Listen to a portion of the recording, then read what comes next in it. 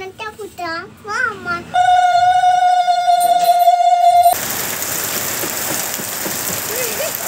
Everyone, সবাই কেমন আছো? আশা করি সুস্থ আছো, ভালো আছো। আমি তো ভালো আছি। আর কাকুলি ফ্লক্সে আরও একবার সবাইকেই স্বাগত জানিয়ে আজকের ভিডিও শুরু করছি। তো আজকে সকাল সকাল ঘুম থেকে উঠে ঝাড়ু হাতে নিয়ে সোজা পুরো বাড়িঘর সব পরিষ্কার করে নিচ্ছি, কারণ আজকে একটা বিশেষ দিন। তো চলো কী দিন আজকে তোমাদেরকে পরে বলবো, তার আগে সমস্ত বাড়িঘর পরিষ্কার করে নিই, আর এরপরে তোমাদের সঙ্গে দেখা হচ্ছে, ঠিক আছে? আজকে সকালে সমস্ত কাজ একদম সেরে নিলাম, আর তারপরে স্নান সেরে নিলাম। আর আজকে একটা বিশেষ দিন, সেটা হলো আজকে শ্রাবণ মাসের শেষ দিন। আর শ্রাবণ মাসের শেষ দিনে আমাদের পুরো পাড়াতেই পুজো হয় মা মনসা দেবীর। আর আমাদের বাড়িতেও আজকে পুজো কিন্তু, আর আশা করি তোমাদের বাড়িতেও হয়তো তোমরা পুজো করো। তো যাই হোক, সবাইকে জানাই মা মনসা দেবীর পুজোর অনেক অনেক শুভেচ্ছা, অভিনন্দন। তো যাই হোক, আরও একবার বলি, কাকুলি ফ্লক্সে আরও একবার সবাইকে স্বাগত জানাই। আর সকালে যা কাজকর্ম করেছি, এখন আরও কাজকর্ম আছে। তো এখন সোজা স্নান সেরে নেওয়ার পরে ঠাকুরঘরটা মুছে দিলাম, আর বাসনপত্রগুলো মেজে নিলাম। আর তারপরে হচ্ছে পুজোর সব জোগাড় আমি করব। আর আজকে পুজো, মা মনসা দেবীর পুজোটা কিন্তু ছেলে মানুষকেই দিতে হয় এই পুজোটা। তো বাবা আজকে পুজোটা করবে। আর এইদিকে কিন্তু বাবা যে ঠাকুরের যেগুলো বানায়, চলো তোমাদেরকে দেখাবো। তো সেগুলো এখন বাবা আর বেটু মিলে বানাচ্ছে। আর বেটু কিন্তু আজকে সকালে বাবার সঙ্গে স্নান করেছে সকাল সকাল। তো যাই হোক, আজকের ফুল দিনটাই তোমাদের সঙ্গে একটু একটু করে শেয়ার করব, এবং তোমরা ফুল ব্লগটা কন্টিনিউ অবধি দেখতে থাকো। আশা করি তোমাদেরকে ভালো লাগবে। তো ভালো লাগলে অবশ্যই একটা কমেন্টে জানাবে। তো চলো সবার আগে দেখাই আমার বেটু আর বাবা কী করছে। তো এখানে এই যে দেখো, বানাচ্ছে বাবা আর বেটু মিলে মুন্ডুস। আর এই যে বেটু, কি বের করছো তুমি ব্যাগ থেকে? বের করো না, ঠাকুর আছে ওর ভিতর, ঠাকুর আছে, বের করো না। আবার বের করতে হয় না, রাখো রাখো রাখো।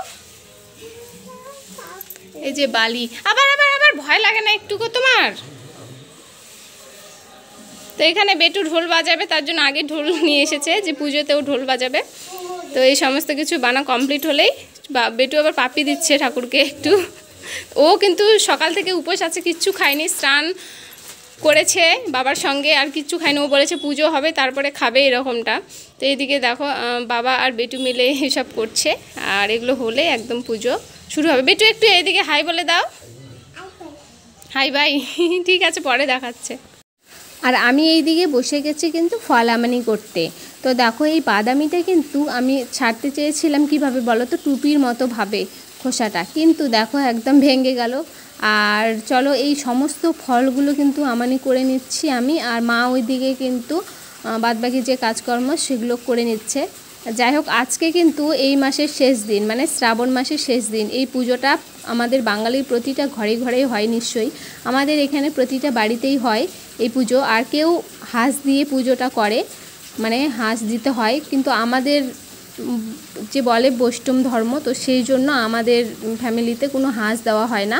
নিরামিষ পুজো, এক কথায় পুজো দেওয়া হয়, তারপরে সন্ধ্যার দিকে ঠাকুরকে ভাসিয়ে দেওয়া হয়, বা পরের দিন সকালে ভাসিয়ে দেওয়া হয়, এরকমটা।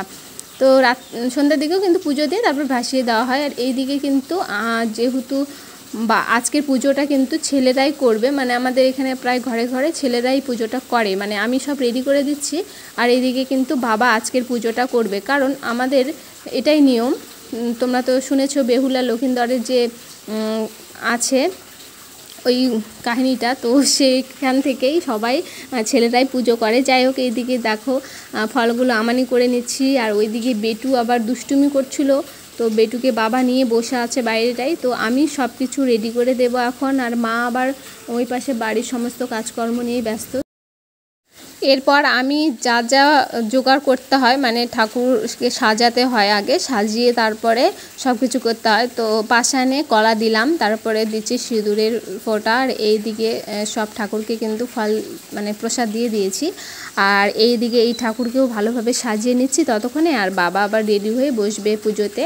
আর মা, আমি সবাই আমরা বাড়িতে উপোস করে আছি, আমার বেটু উপোস করে আছে, মানে সকাল থেকে এই পুজো না হলে কেউ খাবো না।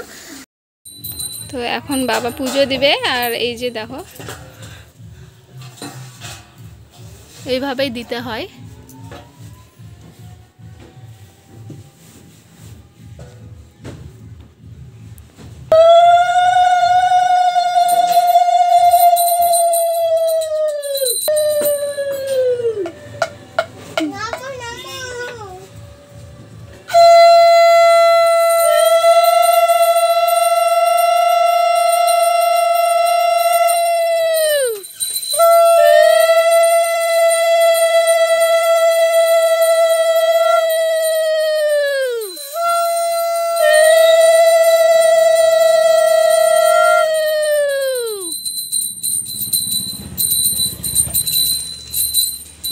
বেটু বাজা।